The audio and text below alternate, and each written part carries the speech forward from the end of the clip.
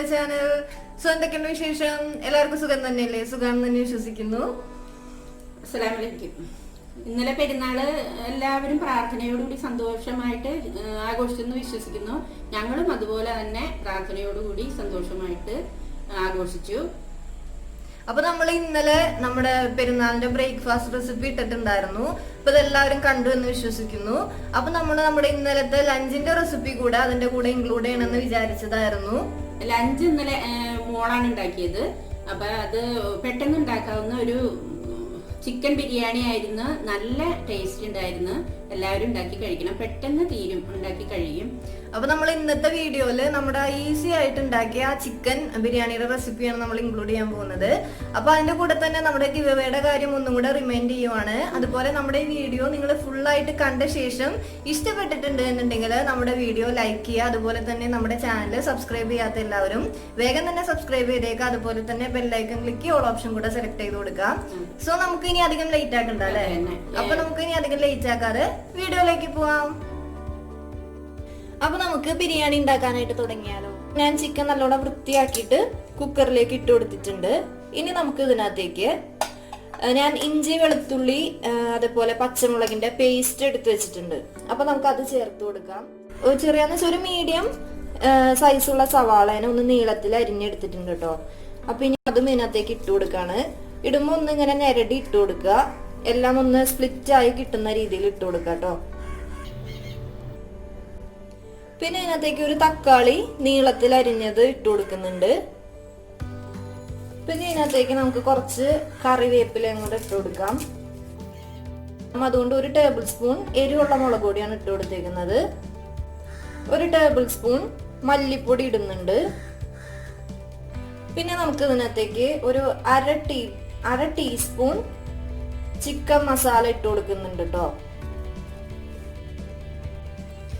ഇത് നമ്മുടെ old spices എല്ലാം കൂടെ പൊടിച്ചു വെച്ചേക്കുന്നതാണ്. അപ്പൊ നമുക്ക് അതും കൂടെ ചേർത്ത് കൊടുക്കാം. ഒരു അര ടീസ്പൂൺ.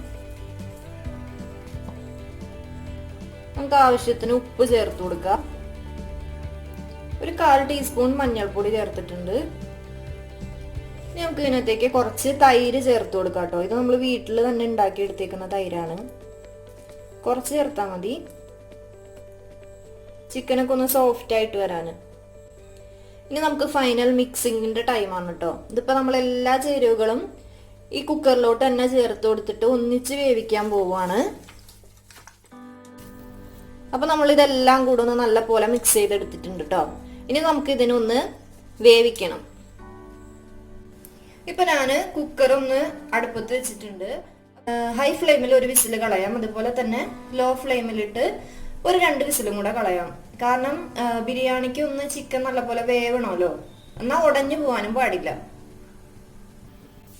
അപ്പൊ നമുക്ക് റൈസ് ഉണ്ടാക്കാൻ വേണ്ടിട്ട് ഞാനിവിടെ മറ്റേ ജീരകശാല ഇല്ലത് അല്ല റോസ് കൈമ അരിയാണ് കേട്ടോ എടുത്തേക്കുന്നത്. നല്ല ചെറിയ അരി. ഈ അരി വെച്ചിട്ട് ബിരിയാണി ഉണ്ടാക്കുമ്പോൾ ഭയങ്കര ടേസ്റ്റ് ആയിരിക്കും കേട്ടോ. അപ്പൊ ഞാൻ ആ അരിയാണ് എടുത്തിരിക്കുന്നത്. അതൊരു 2 കപ്പ്. നമ്മൾ ഈ ഒരു അളവ് മെഷർമെന്റ് കപ്പില് 2 കപ്പ് അരിയാണ് എടുത്തിരിക്കുന്നത്. നല്ലപോലെ ഒന്ന് വാഷ് ചെയ്ത ശേഷം ഒന്ന് കുതിർത്താൻ വെച്ചിട്ടുണ്ട് കേട്ടോ. അപ്പൊ നമുക്കൊരു അരമണിക്കൂർ ഇതൊന്ന് കുതിർത്താൻ വെക്കാം.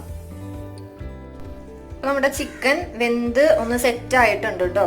ഇനി നമുക്ക് റൈസ് റെഡിയാക്കി എടുക്കാം. അപ്പൊ നമുക്ക് റൈസ് ഉണ്ടാക്കി എടുക്കാനായിട്ട് ഞാനിങ്ങനെ ഒരു പോട്ടാണ് വെച്ചേക്കുന്നത്. ഇനി ആദ്യം തന്നെ നമുക്ക് അതിനകത്തേക്ക് കുറച്ച് നെയ്യ് ഒഴിച്ചു കൊടുക്കാം. ഏകദേശം 1 ടേബിൾ സ്പൂൺ 1.5 ടേബിൾ സ്പൂണോളം നെയ്യ് ഒഴിച്ചു കൊടുത്തിട്ടുണ്ട്. ഇതിന്റെ കൂടെ തന്നെ കുറച്ച് വെളിച്ചെണ്ണയും കൂടെ ഒഴിച്ചു കൊടുക്കുക. ഇപ്പൊ ഡാൽഡ ആണെന്നുണ്ടെങ്കിൽ ഡാൽഡ യൂസ് ചെയ്താൽ മതി കേട്ടോ. ഇതിപ്പോ ഞാൻ കുറച്ച് നെയ്യും വെളിച്ചെണ്ണയും കൂടെ മിക്സ് ചെയ്തേക്കുവാണ്. ഇനി ഇതിനകത്തേക്ക് നമുക്ക് ഓൾ സ്പൈസസ് ചേർത്ത് കൊടുക്കാം. സിമ്മിൽ ഇടണം കേട്ടോ, അല്ലെങ്കിൽ ഇത് വേഗം കരിഞ്ഞു പോകും. ഞാനൊരു പച്ചമുളക് അങ്ങനെ തന്നെ ഇടാറുണ്ട് കേട്ടോ. ഇനി നമുക്ക് ഇതിനകത്തേക്ക് വെള്ളം ചേർത്ത് കൊടുക്കണം. ഇപ്പൊ നമ്മള് 2 കപ്പ് അരിയാണല്ലോ എടുത്തത്. അപ്പൊ 1 കപ്പ് അരിക്ക് 1.25 കപ്പ് വെള്ളം എന്ന മെഷറിലാണ് വെള്ളം ചേർത്ത് കൊടുത്തിരിക്കുന്നത്. ഇനി നമുക്ക് ഈ വെള്ളത്തിലേക്ക് ഉപ്പ് ചേർത്ത് കൊടുക്കാം.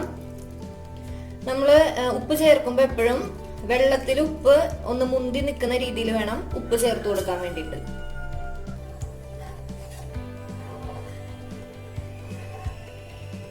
ഇനി വെള്ളം ഒന്ന് തിളച്ച് വരണം.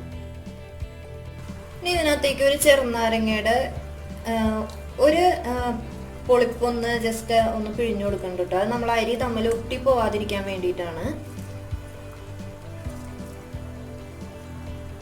ഇപ്പൊ വെള്ളം നല്ലപോലെ തിളച്ച് വന്നിട്ടുണ്ട്. നമുക്ക് ഇതിനകത്തേക്ക് അരി ചേർത്ത് കൊടുക്കാം. അപ്പൊ നമ്മൾ അരി ഒന്ന് കഴുകി വാരി വെച്ചിട്ടുണ്ടായിരുന്നു കേട്ടോ അതിന്റെ ഇടയില്.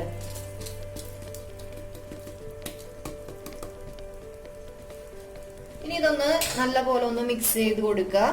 എന്നിട്ട് ഹൈ ഫ്ലെയിമിലാണ് ഇപ്പൊ ഞാൻ ഇട്ടേക്കുന്നത്.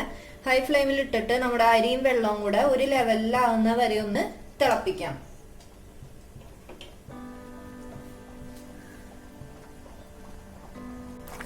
ഇപ്പൊ നമ്മുടെ അരിയും വെള്ളവും കൂടെ ഏകദേശം ഒരു ലെവലായിട്ടുണ്ട്. ഇനി ഒന്ന് സിമ്മിലിടുക, നല്ലപോലെ സിമ്മിലിടുക. എന്നിട്ട് മൂടി വെച്ചിട്ട് വേവിക്കാം. അപ്പൊ നമ്മുടെ ചോറ് ഏകദേശം ഒരു 3/4 വേവോളം ആയിട്ടുണ്ട് കേട്ടോ. ഇനി നമുക്കിതൊന്ന് ഓഫ് ചെയ്യാം.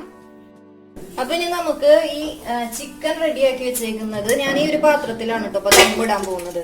അപ്പൊ ആ പാത്രത്തിലേക്ക് ഞാൻ ആ ചിക്കൻ മൊത്തം മാറ്റിയിട്ടുണ്ട് കുക്കറിൽ നിന്ന്. അപ്പൊ ഞാൻ ഈ ചിക്കനെ ജസ്റ്റ് ഒന്ന് നമ്മൾ ദമ്മിടുന്ന പാത്രത്തിലേക്ക് ഇട്ടിട്ട് ഒന്ന് ചൂടാക്കി എടുക്കുന്നുണ്ട് കേട്ടോ.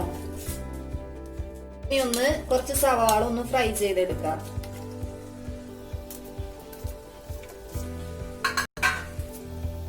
ആക്ച്വലി ഞാൻ ഇതിനകത്ത് കുറച്ച് പഞ്ചസാര ഇടുന്നുണ്ട് കേട്ടോ. ഇതിപ്പോ ആക്ച്വലി ഞാനൊരു FB-യിൽ നമ്മളിങ്ങനെ നോക്കിക്കൊണ്ടിരുന്നപ്പോ ഏത് ചാനലാന്ന് എനിക്ക് കറക്റ്റ് ഓർമ്മയില്ല, ആരാന്ന് എനിക്ക് കറക്റ്റ് ഓർമ്മയില്ല. അപ്പൊ അതൊരു ടിപ്പായിട്ട് കണ്ടതാണ്. ഇങ്ങനെ ചെയ്ത് കഴിയുമ്പോ സവാളയ്ക്ക് ഒരു ഗോൾഡൻ കളർ കിട്ടുമെന്നാണ് പറയപ്പെടുന്നത്. നമുക്ക് എന്തായാലും നോക്കാം.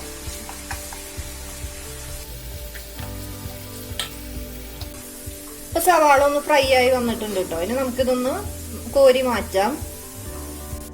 കുറച്ച് കാഷ്യൂനട്ട് ഫ്രൈ ചെയ്തെടുക്കാം. ഇതൊന്ന് ജസ്റ്റ് ഒരു ബ്രൗൺ ആയിട്ടുണ്ട്. നമുക്കിതും കോരി മാറ്റാം. അപ്പൊ നമ്മുടെ കറി ഒന്ന് ഞാൻ ജസ്റ്റ് ഒന്ന് ചൂടാക്കാൻ വെച്ചിട്ടുണ്ട് കേട്ടോ. ഇനി നമുക്ക് ഇതിനകത്തേക്ക് ഞാൻ ജസ്റ്റ് കുറച്ച് നമ്മുടെ സവാള വറുത്ത് വെച്ചിട്ടുണ്ടല്ലോ അത് കുറച്ച് ചേർത്ത് കൊടുക്കാണ്. അതുപോലെ തന്നെ കുറച്ച് കാഷ്യൂനട്ടും കൂടെ ഇട്ടിട്ടുണ്ട്. ഇനി ഇതൊന്ന് നമുക്ക് സിമ്മിൽ ഇട്ട് കൊടുക്കാം. ഇപ്പൊ ഏകദേശം ഒന്ന് തിളച്ച് വന്നിട്ടുണ്ട്. ആ ചൂട് കിട്ടാൻ നമ്മൾ ദമ്മിടുമ്പോ ആ ചൂടൊന്ന് കിട്ടാൻ വേണ്ടിയിട്ടാണ്. ഇനി ഒന്ന് സിമ്മിലിടുക. ഇനി ഇതിലോട്ട് നമ്മുടെ റൈസ് ഫുള്ളങ്ങ് ഇട്ട് കൊടുക്കാം.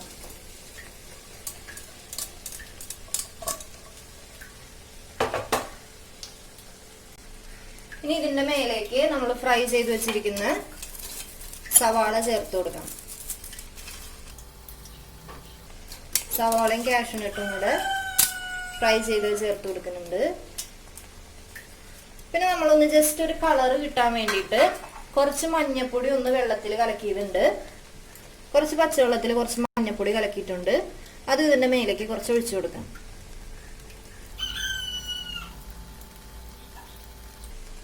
ഓക്കെ, അപ്പൊ നമ്മുടെ ടേസ്റ്റി ആയിട്ടുള്ള ബിരിയാണി ഇവിടെ റെഡി ആയിട്ടുണ്ട്. നമ്മള് മുന്തിരിയൊക്കെ ഉണ്ടെങ്കിൽ വറുത്തിട്ടോട്ടോ. ഇപ്പൊ ഇവിടെ മുന്തിരി ഇല്ല, അതുകൊണ്ടാണ് ഞാൻ ഇടാത്തത്.